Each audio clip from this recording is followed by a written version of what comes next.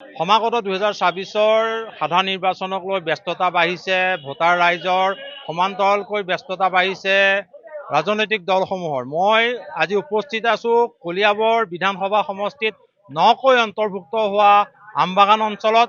আমবাগান অঞ্চলৰ একাংশ নৱপ্ৰজন্মৰ ভোটাৰ আছে, তেওঁলোকৰ মনৰ কথা জানিম। বৰ্তমান চৰকাৰখনৰ কাম কাজত নৱপ্ৰজন্মৰ ভোটাৰসকল কিমান দূৰ সন্তুষ্ট হৈছে, আহি থকা সময়বোৰত তেওঁলোকে কাৰ চৰকাৰ বিচাৰিব?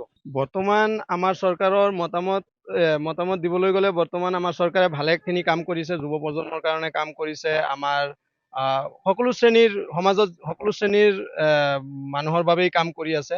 আৰু আপুনিতো দেখিছেই বহুত আমাৰ কলিয়াবৰত ক'বলৈ গ'লে আমাৰ কলিয়াবৰত বহুতখিনি উন্নয়ন হৈছে। ঠিকে আছে, এইবাৰ আমাৰ হিমন্ত বিশ্ব শৰ্মাৰ চৰকাৰেই লাগে আৰু অসমত। এতিয়ালৈকেতো আমাৰ বিধায়ক আমাৰ কেশৱ মহন্ত ডাঙৰীয়া আছে, আৰু এতিয়া মিত্ৰজোঁটত আমাৰ যোনে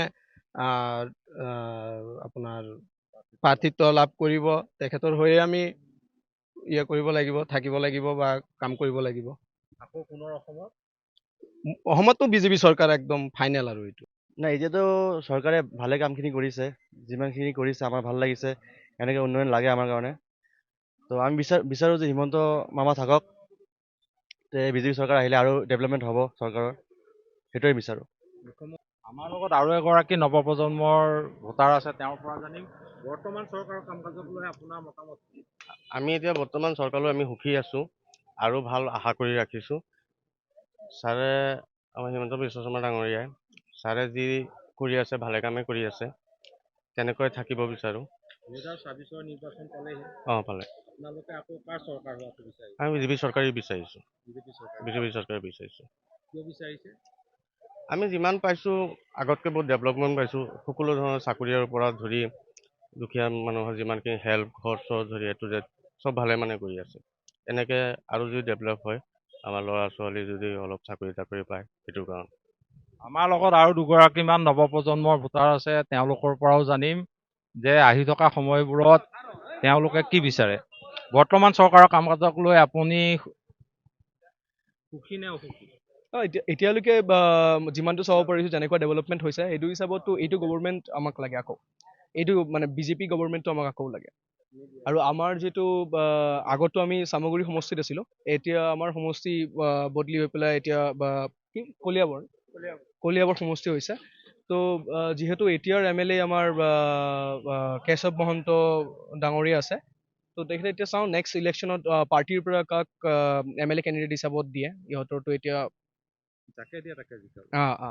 মোটামুটি কোলিয়েশ্যন গভৰ্ণমেণ্ট যদি বিজেপিৰ লগত আছে, তো আমি ডেফিনেটলি সেইটোকে ভোট কৰিম। আপোনাৰ মতামত কি? মোৰ মতামত এইটোৱে, পাৰ্টীয়ে যাক টিকট দিব আমি পাৰ্টীৰ লগতে থাকিম। কাৰণ আমি পাৰ্টীৰ হাইকমাণ্ডৰ ওপৰতহে চলোঁ। পাৰ্টীয়ে যদি NDA মানে আমাৰ মিত্ৰজোঁটত যাক চৰকাৰ আপোনাৰ টিকট দিব, আমি তেখেতকে জিকাম। 2024 নিৰ্বাচন পালেহি, অসমত আকৌ কাৰ চৰকাৰ বিচাৰিব? আমি বিজেপি চৰকাৰ বিচাৰিম। কিয় বিচাৰিব? কাৰণ আপুনি দেখিছে সৰ্বাংগীন যিখিনি আমাৰ উন্নয়ন হৈছে, এইখিনি কোনো চৰকাৰে আজিলৈকে কৰিব পৰা নাই। আমি বিগত আপোনাৰ চামগুৰি সমষ্টিত আছিলোঁ, এতিয়া ডিলিমিটেশ্যনত আমি কলিয়াবৰ সমষ্টিত সোমাইছোঁ। কিন্তু এতিয়াৰ যি চৰকাৰে মানে আমাৰ 16ৰ পৰা যি 10 বছৰলৈকে যি উন্নয়ন হৈছে, এইখিনি আগৰ চৰকাৰে কৰিব পৰা নাই। সেইটো কাৰণে আমাৰ এইখন চৰকাৰে মানে ভাল বিচাৰোঁ আৰু। এনেদৰে দেখা গ'ল কলিয়াবৰত নকৈ অন্তৰ্ভুক্ত হোৱা আমবাগান অঞ্চলৰ নৱপ্ৰজন্মই পুনৰ মিত্ৰজোঁটৰ চৰকাৰকে বিচাৰিব, আৰু অসমৰ মুখ্যমন্ত্ৰী হিচাপে নৱপ্ৰজন্মই ডক্টৰ হিমন্ত বিশ্ব শৰ্মাকে আকৌ পুনৰ অধিষ্ঠিত হোৱাটো বিচাৰিছে।